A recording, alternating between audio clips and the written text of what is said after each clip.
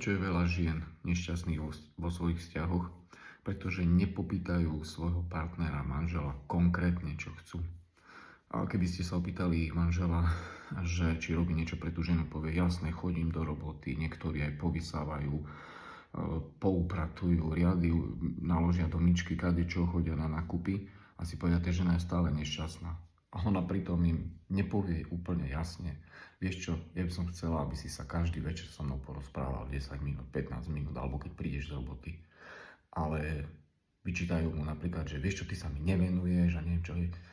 Takže buďte konkrétni. Nie, že chcela by som, aby si so mnou trávil viac času, ale mu povedzte, ja by som chcela každý večer, aby ste so mnou 15 minút rozprával, alebo chcela by som ísť do toho kina. Muži, alebo celkovo ľudia, nie sme veštci, takže veľakrát tá žena si povie, no veď mal by si to domyslieť, ale je lepšie to priamo popýtať.